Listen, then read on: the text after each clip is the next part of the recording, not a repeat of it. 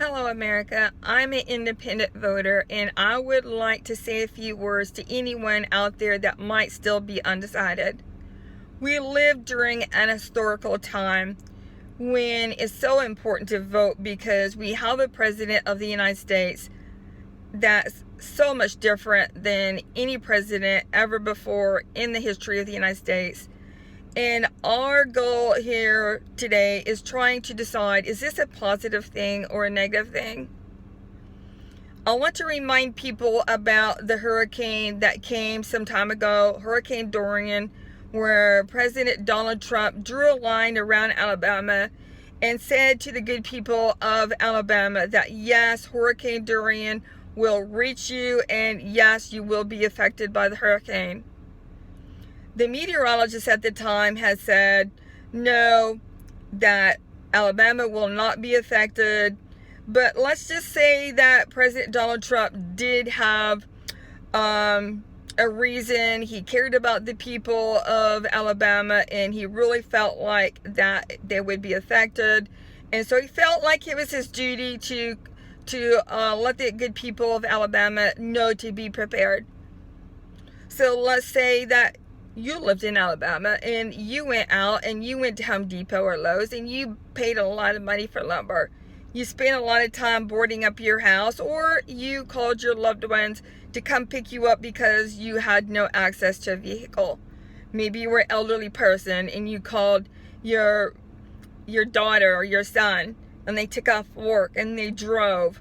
Maybe they drove a long distance and they come pick you up. My point being, it wasn't a small deal.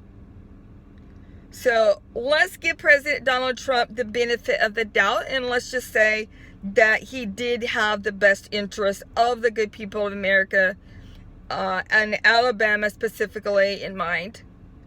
Then why did he try to cover up the truth?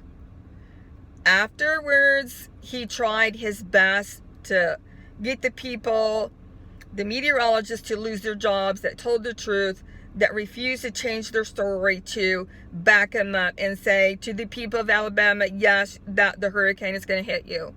He tried to cover that up.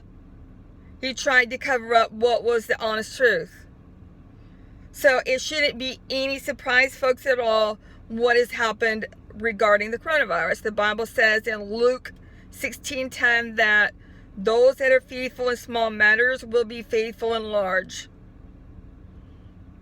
Donald Trump didn't tell the truth. He covered up the truth about Hurricane Dorian, and let's make this very clear. He didn't downplay the coronavirus. He outright lied.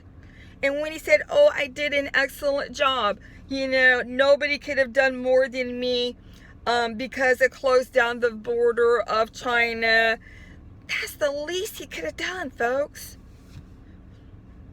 He could have got a think tank, and could have got really good people in there.